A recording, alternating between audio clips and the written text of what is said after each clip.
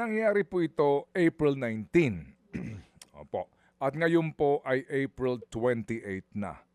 So, yun ho bang lugar na pinangyarihan nito, na-preserve ba ito? After ho ba sa sinasabing umano'y encounter, meron ho bang responding scene of the crime operatives para po masiguro na ang mga ebidensya, gaya po ng binabanggit ng AFP na mga armado itong mga umano'y sibilyan na napatay, ay nandoon po talaga ang ebidensya?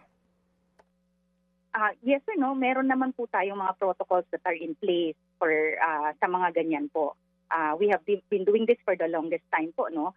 So, ang ano po natin dito, mahalaga dito Manang Ted, wag po nating agad tanggapin yung mga narrative po na wala pong independent corroboration. Mm-hmm. So, dito po, hayaan po nating lumabas, no, yung buong katotohanan based po sa evidence nga po ng mga kalap. So sa ngayon, Manong Ted, ang masasabi po natin, malinaw po no, na may iba't ibang narrative na lumalabas, pero may nagsasabi pong this side and that side of the story po. Opo. Pero bilang institution po, mananatili po tayo sa facts at ebidensya at sa labels. Nandyan nga po ang PNP, sir, and SOCO together. Sila po ang nagko-conduct ng independent investigations po dyan. So, to answer my question, right after the encounter, yung SOCO responde and were able to preserve the crime scene? Yun po, sir, ang protocols natin that are in place for the encounter, sir. Opo, yan ang protocol in place, but is yung bang protocol nagawa? Yes, sir. Nung ito pong nag-conduct kami ng meeting kahapon, sir, no? With all of those involved. Mm-hmm.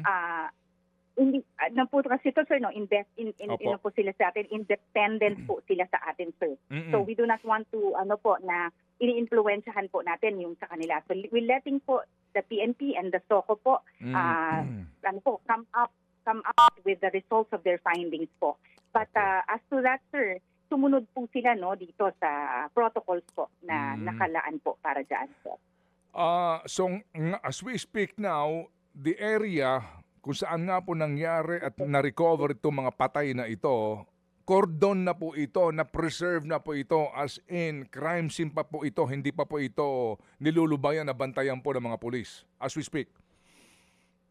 Ang report po sa amin, sir, as of this time, ongoing na po yung investigation. Okay. Ang SOCO po is conducting the necessary documentation that they need po. Mm-hmm. And may parallel investigation din po ang PNP po para po masiguro po natin na kumpleto po yung objective po yung findings na lalabas, sir. So standard naman po ito, may review and validation po tayo from the AFP.